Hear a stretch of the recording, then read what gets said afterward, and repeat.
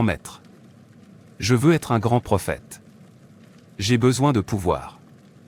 Le pouvoir brut pour accomplir des miracles, guérir les malades, délivrer des gens et devenir riche. Je veux que le peuple soit mes fanatiques. Qu'ils soient complètement sous mon contrôle une fois qu'ils entrent dans mon église. Et je veux qu'ils obéissent à tout ce que je leur dis. Mon ami pasteur m'a parlé de vous. Il m'a dit que vous êtes capable de faire de nous de puissants prophètes. J'ai besoin de ce genre d'onction qu'il porte. Je veux être un grand prophète. Je vais te donner le pouvoir. Tu vois ce mouchoir? Utilise-le lorsque tu es au pupitre et tu verras la puissance brute. Mets-le dans ta poche et porte cette bague. Les gens tomberont sous l'onction une fois que tu auras agité ce mouchoir. Ah! Viens et prends-le. Va gagner de l'argent. Vous serez riche. Mais veillez toujours à faire des sacrifices humains dans votre assemblée. Je veux au moins 2 personnes sacrifiées par trimestre. C'est cela le contrat. Assure-toi aussi de coucher avec au moins 5 femmes mariées et 5 filles vierges de ton assemblée. Cela va te permettre d'avoir plus de pouvoir. Et si tu veux que ta puissance déborde, une fois après avoir couché avec elles, va prêcher sans te nettoyer. Ta puissance sera extraordinaire, et tu feras des miracles incroyables. D'accord grand maître, je respecterai les clauses du contrat. Merci beaucoup. Bonjour, Église. Que chacun salue 5 personnes et lui souhaite la bienvenue à l'Église. Que les hommes marchent vers les femmes tandis que les femmes aillent vers les hommes.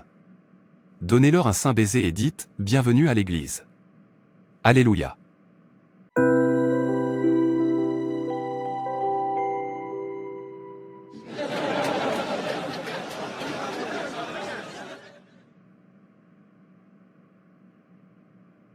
Avant de commencer sur ma prédication de ce jour, je demande à tous les members de l'Assemblée d'écrire leur nom sur le registre qui va circuler. Et pour les femmes mentionnées dans le registre, si vous êtes mariées ou pas, cela me permettra de bien prier pour vous. Aujourd'hui, je vais prêcher sur le fait d'être un généreux donateur. Combien d'entre vous savent que Dieu aime ceux qui donnent avec joie? Oui, Dieu aime ceux qui donnent avec joie lorsque vous donnez. Cela vous revient par milliers de fois. Combien d'entre vous se souviennent de la veuve qui a donné son dernier repas au prophète? Dans 1 Roi. Chapitre 17, versets 10 à 18, le prophète Élie a rencontré une veuve à la porte de la ville et lui a dit, « S'il te plaît, apporte-moi de l'eau et un morceau de pain. » Et elle a donné au prophète son dernier repas qu'elle voulait manger avec son fils. Et devinez quoi? Il y a eu une augmentation et elle et sa maison ont eu assez à manger pendant encore de nombreux jours. Certains d'entre vous n'obéissent même pas à leur prophète. J'entends Dieu me dire qu'une veuve possède un terrain. C'est la dernière chose que votre mari a laissée pour vous et votre fils. Dieu dit que vous devriez donner cette terre à l'Église et il va vous donner plusieurs terrains. Si c'est toi, viens ici. Laissez-moi prier pour vous. Pasteur, c'est moi. Je vais donner le terrain à l'Église. J'apporterai tous les documents d'ici demain.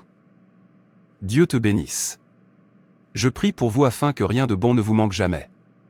Église. Louez le Seigneur.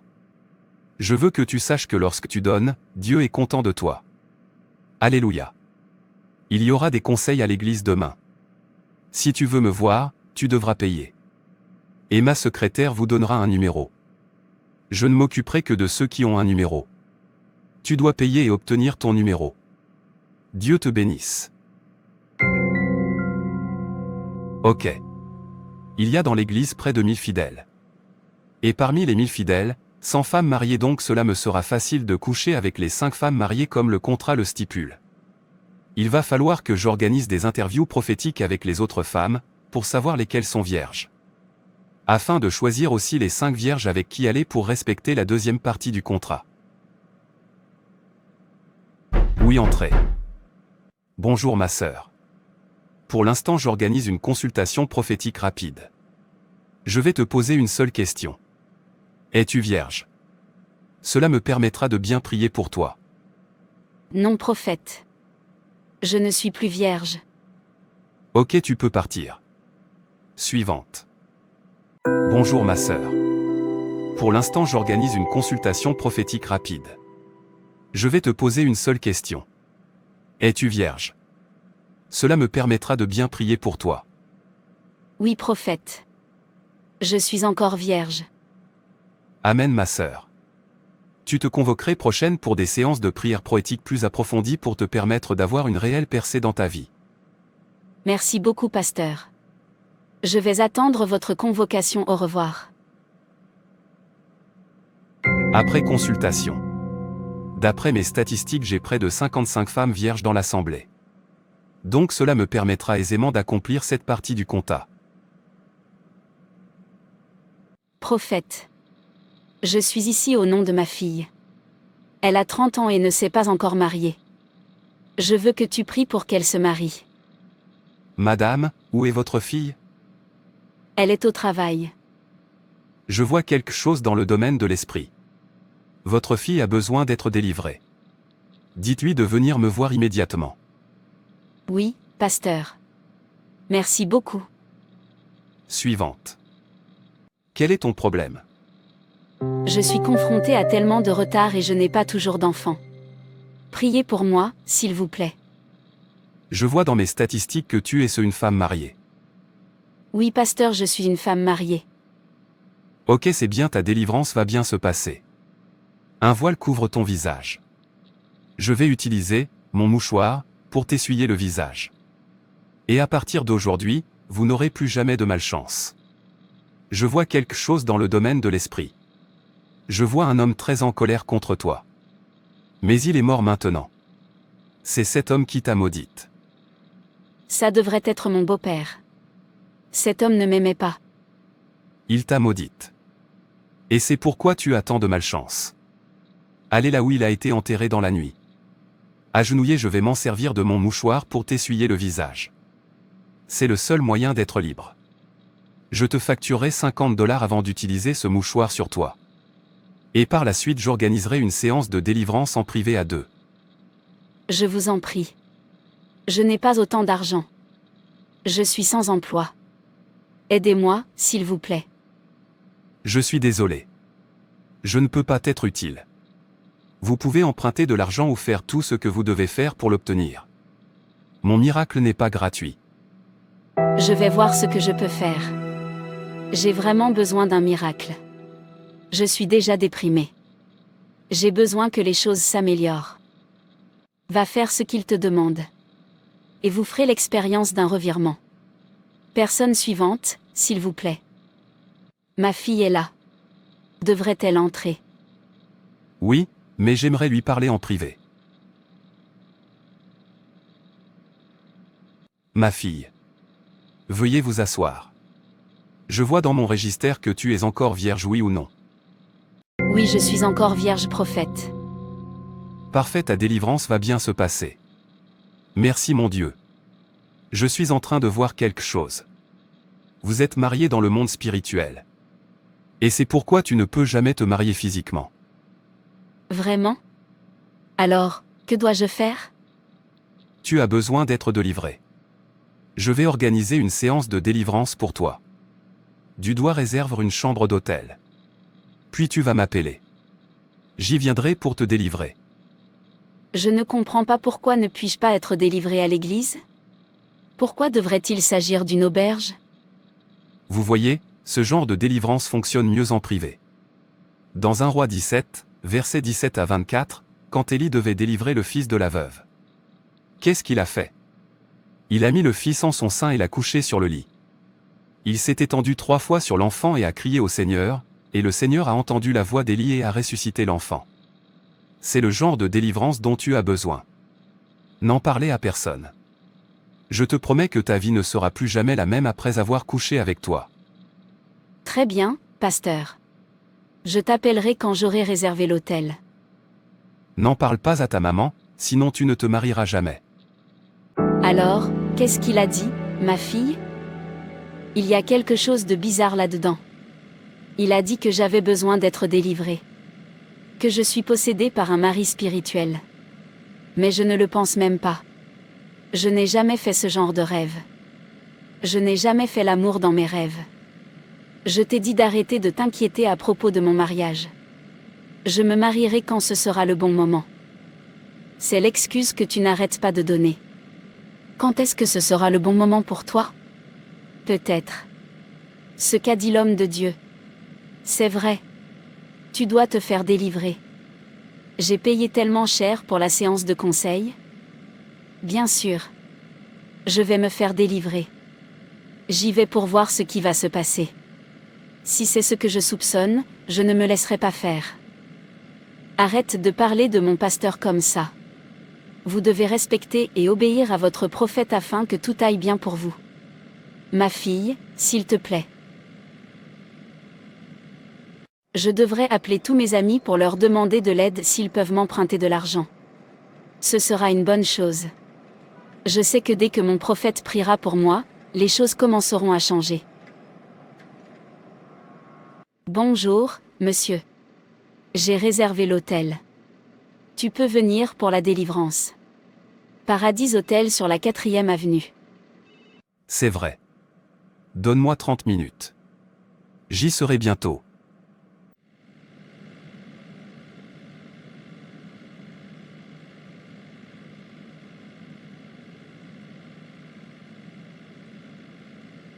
Bonjour, ma fille. Tu es tellement belle. Je suis prête pour la délivrance. Commençons. C'est bon. Déshabillez-vous et allongez-vous sur le lit. Excusez-moi, monsieur. Qu'est-ce que tu essaies de faire ? J'ai déjà expliqué comment nous allons vous délivrer. Allez, maintenant. Tu n'es pas un bébé. Tu dois comprendre ces choses. Je vais coucher avec toi. Et c'est ainsi que le mari spirituel qui vous dérange va sortir de toi et libérer ta vie, pendant que je serai en train de coucher avec toi. Je vais vous remettre du cèdre sacré et divin. Cette graine éliminera tous les dépôts sataniques du mari spirituel, et tu seras libre. Je n'arrive pas à y croire. Tu crois que tu parles à un bébé ? Je suis chrétien et je connais très bien la parole de Dieu. Tu veux coucher avec moi ? C'est commettre de la fornication. Tu veux que nous péchions contre Dieu ? Oh merci, tu n'es pas un bébé. Cela signifie que vous comprenez tout ce que je dis. Je veux te transférer mon onction. Je vais vous donner une petite portion de mon onction, ce qui aidera ce mari spirituel à sortir de votre vie. Je n'arrive pas à y croire. J'ai juste gaspillé mon argent en payant cette chambre d'hôtel. C'est ainsi que vous livrez les gens. Tu es un faux prophète. Tu sais ce que je soupçonnais ? Que c'est ce que tu voulais faire. Mais je voulais voir par moi-même. J'aurais dû écouter le Saint-Esprit. Je comprends que tu essaies de m'obliger à te supplier. Les femmes aiment qu'on mendie. Il n'y a aucun problème. Au revoir, prophète. Ne m'appelle plus jamais de ta vie. Qu'est-ce que j'ai mal fait ? Qu'est-ce que j'ai mal fait ? Cette chambre d'hôtel doit être utilisée à bon escient. J'ai besoin de coucher avec ces filles pour avoir plus de pouvoir. Je dois prendre leur étoile et la joindre à la mienne pour briller davantage et avoir plus de puissance. Soit je couche avec eux, soit j'utilise mon mouchoir pour leur essuyer le visage. Qui dois-je appeler ? Oui, permettez-moi d'appeler cette sœur qui essaie de concevoir. Je vais lui dire que c'est le seul moyen pour elle d'être enceinte. Elle a besoin d'un peu de mon onction. J'ai vraiment besoin de ton aide. Aide-moi, donne-moi $50. Pourquoi as-tu besoin de $50 ? Il y a ce prophète qui veut me délivrer de l'esprit des échecs et de manque d'enfants. Il a dit que mon beau-père m'avait maudite. Alors je devrais venir le rencontrer avec $50. Il utilisera son mouchoir blanc pour nettoyer mon visage et par la suite il procédera à ma délivrance en privé. Attends. Qu'est-ce que tu viens de dire ? Et tu le crois ? Mon ami. Il faut un esprit de discernement. Tu dois lire davantage ta Bible afin de ne pas être facilement trompé. Je t'assure qu'il est un véritable homme de Dieu. Tu as besoin d'entendre des témoignages. Dieu l'utilise grandement. Ma chère amie, la parole de Dieu dit dans 1 Jean 4 versets 1 à 3. Bien-aimés, n'ajoutez pas foi à tout esprit, mais éprouvez les esprits, pour savoir s'ils sont de Dieu, car plusieurs faux prophètes sont venus dans le monde. Reconnaissez à ceci l'Esprit de Dieu, tout esprit qui confesse Jésus-Christ venu en chair est de Dieu, et tout esprit qui ne confesse pas Jésus n'est pas de Dieu, c'est celui de l'Antéchrist, dont vous avez appris la venue, et qui maintenant est déjà dans le monde. Matthieu 7, versets 15 à 16. Méfiez-vous des faux prophètes qui viennent à vous déguiser en brebis, alors qu'au-dedans ce sont des loups voraces. C'est à leurs fruits que vous les reconnaîtrez. Va-t-on cueillir du raisin sur des épines, ou des figues sur des chardons? Pourquoi devriez-vous aller présenter vos excuses aux morts? Pourquoi croyez-vous qu'une personne décédée est à l'origine de vos problèmes alors que vous pouvez prier et détruire ses malédictions? Dans 1 Jean 4h4. Vous, petits enfants, vous êtes de Dieu, et vous les avez vaincus, parce que celui qui est en vous est plus grand que celui qui est dans le monde. Colossiens 2, versets 14 à 15, il a effacé l'acte dont les ordonnances nous condamnaient et qui subsistait contre nous, et il l'a détruit en le clouant à la croix, il a dépouillé les dominations et les autorités, et les a livrées publiquement en spectacle, en triomphant d'elles par la croix. Vous devez comprendre qui vous êtes en Christ et s'en tenir à sa parole. Vous devez accepter le salut de Jésus, car dès que vous le ferez, vous serez sauvés. Les Écritures de Tite 2h11. Car la grâce de Dieu, source de salut pour tous les hommes, a été manifestée. Vous devez acquérir la connaissance de la parole de Dieu et vous devez travailler avec ferveur dans vos prières. C'est ainsi que vous pouvez gagner les batailles auxquelles vous êtes confrontés en tant qu'enfant de Dieu. Vous avez reçu le pouvoir. La Bible dit dans Luc 10:19 Voici, je vous ai donné le pouvoir de marcher sur les serpents et les scorpions, et sur toute la puissance de l'ennemi, et rien ne pourra vous nuire. Ne permettez pas à des personnes dont vous ne connaissez même pas l'état spirituel de vous imposer les mains sur votre tête ou de vous essuyer le visage. Ils peuvent facilement prendre ce que Dieu vous a donné, surtout si vous êtes faible spirituellement. Le monde est un endroit méchant et tant de choses se passent. Oh mon ami, je n'ai jamais su que tu connaissais la parole de Dieu de cette manière. Combien de fois t'ai-je invité dans mon assemblée? Je t'ai dit de venir écouter la parole pure et non diluée de Dieu et de voir comment ta vie change. Tu n'as pas voulu. Ne te laisse pas exploiter par les méchants. En tant que croyant, les signes et les prodiges sont censés te suivre. Si tu te sens malade, tu pries et le Seigneur va te guérir. Marc 16, versets entre 15 et 17. Puis il leur dit, allez par tout le monde, et prêchez la bonne nouvelle à toute la création. Celui qui croira et qui sera baptisé sera sauvé, mais celui qui ne croira pas sera condamné. Voici les miracles qui accompagneront ceux qui auront cru, en mon nom, ils chasseront les démons, ils parleront de nouvelles langues, que le Seigneur nous aide. Amen. Ne t'inquiète pas pour l'argent. Vos paroles m'ont vraiment touché. Je prierai et je m'en tiendrai à la parole de Dieu. Je crois que Dieu peut changer ma situation et la renverser pour mon bien. Oh, oui. Béni soit-il. Croyez-le, car les choses qui ont été dites par le Seigneur seront accomplies. Je t'invite dans mon église dimanche. Venez écouter la parole de Dieu, priez et voyez comment elle agit dans votre vie. Je viendrai sûrement.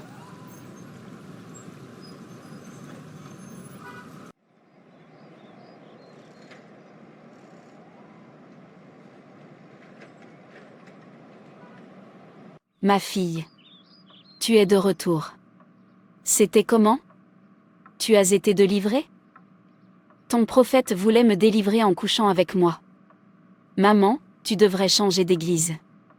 Ce prophète ne met pas en pratique ce qui est écrit dans les Écritures. Qu'est-ce qu'il prêche même à l'église? Il prêche sur la prospérité. Il interprète mal la parole de Dieu à ses disciples.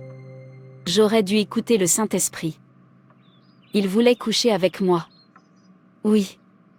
Je t'en prie, ne retourne plus jamais dans son ministère. Je ne le ferai pas. Comment peux-tu essayer de faire ça à ma fille? Pas étonnant qu'il ait voulu te parler seul.